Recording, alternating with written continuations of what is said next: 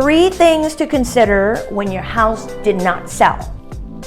Stay on and watch.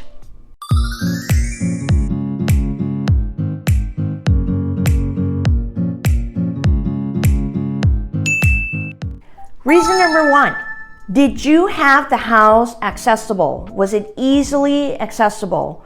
In other words, are you flexible with the showing schedule? Or are you only allowing, for example, it has to be between 1 and 4 p.m., which in most cases people are working, so they can't see the house.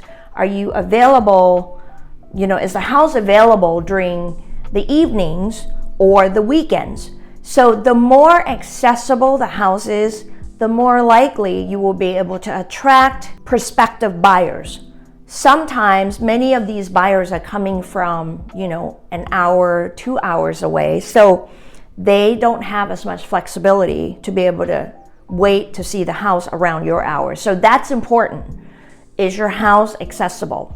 Reason number 2, did you make your house stand out? In other words, is your house, like when people drive by it, there's a thing in real estate called curb appeal. Is it like, wow, I want to see the inside of the house. I mean, just look at the outside. It's just beautiful and gorgeous. I can't wait to see the inside of it. Is it appealing, pleasing to the eyes?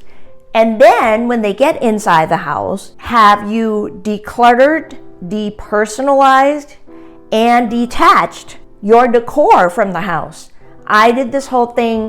There's a video where I talk about how to prepare your house and get your house ready. And I use those 3D principles: declutter, depersonalize, and detach. Your house should be in a neutralized sort of setting so that anyone can walk in there and start seeing their furniture, their life, their family members in it. But it's hard to see it when it's so customized and it's so personalized to you. It may be the specific decor, that type of thing. It becomes, what I tell my clients, is becomes a distraction when people are distracted by your stuff instead of being able to focus on the house. Because in reality, you and I both know they're not buying your stuff, they're buying the house, right? So we want to make sure that we neutralize the stuff part so that they can see the house. Because you see, we only get one chance at first impression. How is the impression of your home? Reason number 3, did you price your house well? Are you at market value or are you above market value? Granted, I know there are a lot of home sellers that have taken pride in the home and they have put a lot of investments and added special features and quality of the updates of the home into the house. However, when buyers are looking, they're online shopping, buyers are really savvy and smart these days, as they should be because of the data, online data that's available. They are looking and comparing the size of the house to all the other ones that are comparable to your house.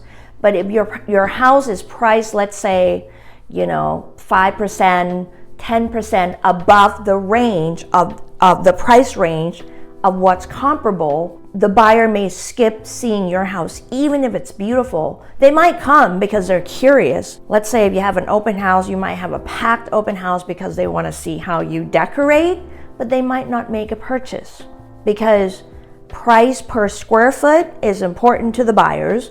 So you want to make sure that you're competitive in the pricing.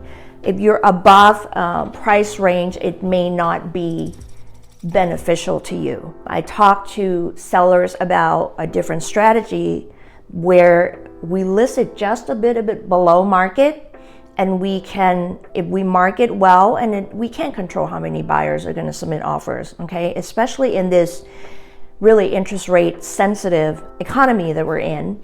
But if you end up with more than one offer, what I do as the seller's agent is I work and I communicate with all potential interested parties to see if there's more than one offer that could be coming in, and that could potentially a more favorable price, offer price to the seller, and we have done it time and time again. So pricing where you come out of the gate is really, really critical. And I spend a lot of time talking to our sellers, our clients about that, because we want to make sure that they get the most that is available in the marketplace. I hope this is helpful to you. If you're thinking about re-engaging, going back into the selling market, and for whatever reason it didn't sell the last time, don't give up hope. There's some tweaks that you can do to actually reposition your house as you go back on the market. Thanks for watching. If you enjoy this content, you want to hit subscribe and the bell notification so you don't miss any future videos with these great contents. And we appreciate your support.